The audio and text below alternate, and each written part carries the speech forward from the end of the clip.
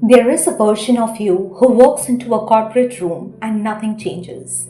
And then there is another version of you who walks into the same room and everything subtly shifts. Not because she is the loudest, not because she dominates attention, but because she has understood something most women are never taught: how to carry power without announcing it. This is not confidence, this is corporate etiquette of a high value woman. And once you understand these 28 rules, you will realize something unsettling. You were never lacking talent, you were leaking presence. Most people think etiquette is manners, politeness, dress codes, proper communication.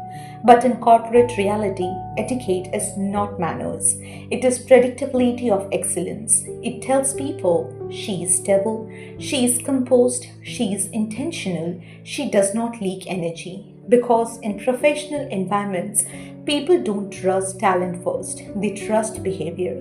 1. Arriving in meetings. She arrives early enough to observe, but never early enough to appear anxious. She does not enter with urgency, she enters with alignment. Her presence quietly says, I am ready, I am steady, I belong here. 2. Dress. She does not dress for attention, she dresses for credibility retention.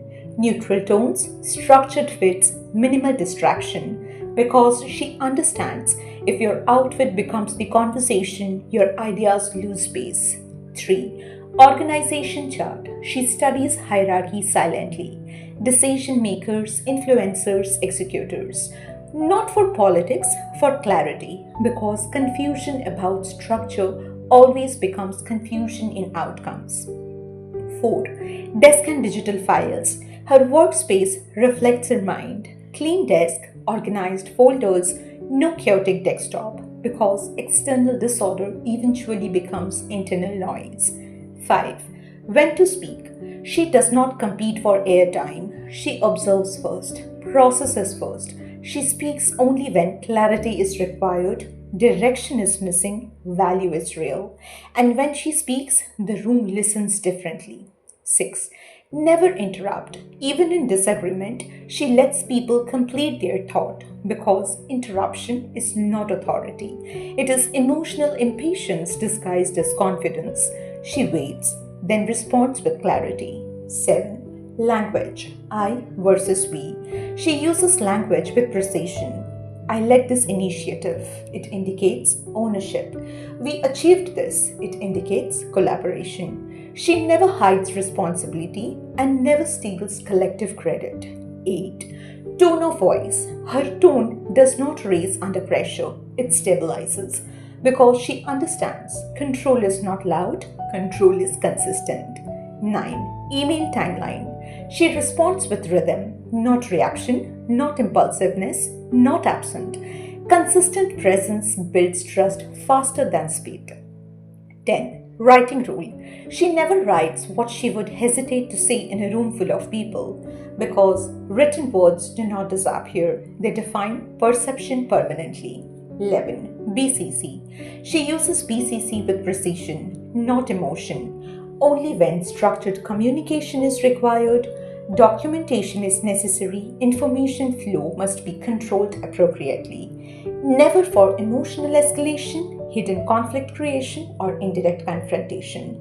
Because she understands if communication cannot survive transparency, it needs redesign, not disguise. 12. Email signature. Clean, minimal, complete. Name, designation, company, contact. No decorative noise, because clarity is credibility. 13. Lunch discipline. She does not eat at her desk because she understands something most workplaces normalize incorrectly. Sitting at your desk with food in one hand and work in the other is not productivity. It is blurred boundaries disguised as efficiency. People often mistake constant desk presence for discipline, but presence without pause is not focus. It is fatigue in disguise. So she steps away, not to reduce output, but to protect clarity. Because real productivity is not about how long you stay engaged, it is about how clearly you return. 14. What not to discuss. She avoids salary comparison, gossip cycles, emotional overexposure, unnecessary personal disclosure. She is warm but not available for chaos. 15. Receiving feedback. She listens without interruption, no facial resistance, no immediate defense. Only, I understand, I'll reflect on this. Because maturity is silence in correction. 16. Giving feedback. She corrects privately, appreciates publicly, because people grow in dignity, not humiliation. 17. Knocking, even in familiar spaces, because respect is not situational, it is identity based. 18. Handshake. She stands fully present, eye contact, calm grip, no hesitation, balanced energy. 19. Phone discipline. She treats her phone as a controlled instrument, not a reflex. In meetings, no scrolling, no checking notifications, no half presence behavior. In conversations, full attention, no emotional split focus. Because she understands something most people underestimate. Attention is not just focus, it is respect made visible. And in corporate environments, people don't just remember what you said, they remember how present you were while saying it. A distracted presence is still a message. I am not fully here. And she never lets that be her signal. 20. Office colleagues. She remains neutral, kind to all, attached to none, because emotional alliances distort clarity.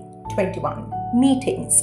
When she leads meetings, she brings structure. Agenda shared in advance, objective clearly defined, time boundaries respected, outcomes documented. Because she does not allow meetings to become emotional drift, she converts them into decisions. 22. Exiting a company. She leaves with dignity. No bitterness, no commentary, no noise. Because reputation travels beyond employment. 23. Handwritten notes. She leaves human impressions in a digital world. After interviews, mentorship, a meaningful support, she sends handwritten notes, not out of obligation, but out of awareness. Because in a world of instant messages, a handwritten note becomes a memory artifact. It says, I valued your time, I remembered your guidance, I paused to acknowledge you intentionally. But she is also selective because she understands when everything is special, nothing is. So she chooses moments that actually matter, and that selectiveness is what makes it powerful. 24. Attributing ideas. She never casually absorbs credit.